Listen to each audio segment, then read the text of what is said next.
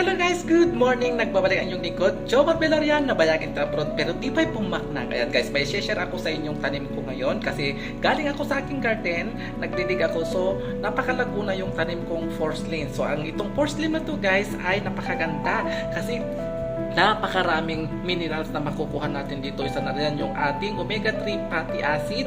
Kung may cholesterol ka, diabetes, at kung gusto mong magpapayat, napakaganda rin ito guys kasi high in antioxidant. So ayan, i-share ko sa inyo kung ano to. Ayan guys, yung ating porcelain na tinatawag, ayan, or ngalog-ngalog sa Pilipinas. Ayan, as you can see, napakasarap ito guys. So ang gagawin kong i-recipe ngayong umaga, ulamin ko ay insaladang porcelain. So ayan, sasalad na natin guys.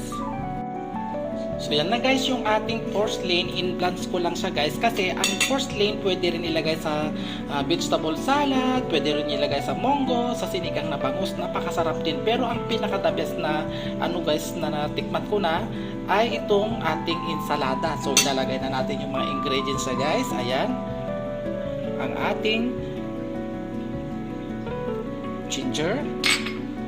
Mag-a-add din tayo guys ng onion, pampa sarap, hindi pampa ano. And ang ating tomato.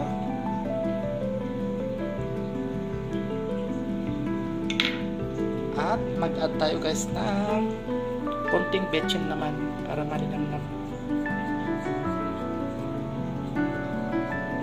Ayan. At last but not the least ay yung ating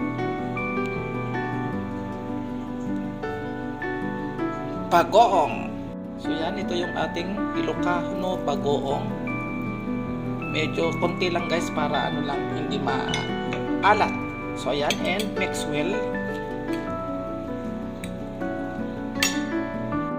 So yan na guys yung ating insaladang porcelain. Kain na tayo guys. Ayan, tikman natin guys.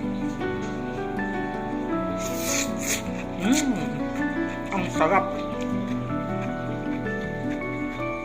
Sarap guys. Thank you for watching. Try nyo na rin guys. Ang sarap talaga.